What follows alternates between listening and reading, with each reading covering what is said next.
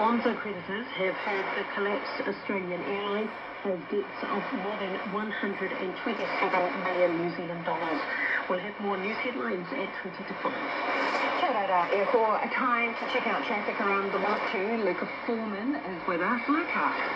Well, there's been a crash on the northern motorway in Auckland. So State Highway 1 there, the right-hand northbound lane is blocked just after the Hyde Park tunnel exit. So expect some delays in that area.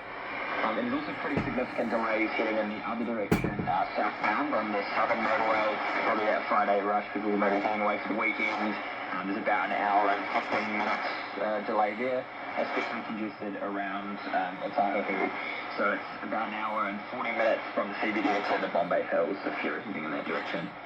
And on public transport, most rail services are back to normal now after an earlier fault yesterday. That the Onehunga line services are running at a reduced frequency until 5:30 p.m. while they get back up and running. And in Taranaki, State Highway 3 is closed following a crash north of Tiriki Road South. So avoid that area if possible, or expect some delays with a detour going through there. And in Canterbury, there's been a crash on State Highway 1 in the Templeton area, so take some care when heading through that area and expect some delays. And if you've got any other traffic tips, text us in on 2101 or tweet us at Shortwave. Thank you, Luca. DOC is investigating what might have killed 3 baby kiwi in 1 week at a Dunedin wildlife sanctuary. The tohoka, or southern brown kiwi, were getting supplementary food and regular checkups at Orokonui Eco Sanctuary. It's hoped autopsies may shed some light on what happened.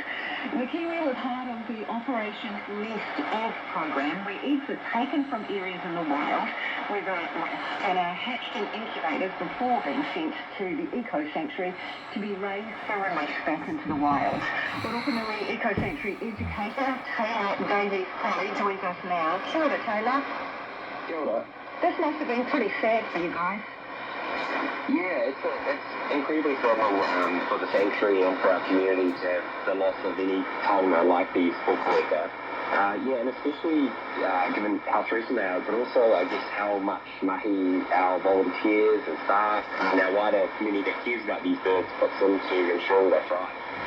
Can you tell us a little bit about what happened? Did they all die at the same time, and how were they discovered? They were discovered during the regular health checks. So while these birds are here, we're taking really close attention, so really good care of them. And we found, unfortunately, one passed away prior to health check, and then the other one was found shortly after that, and the final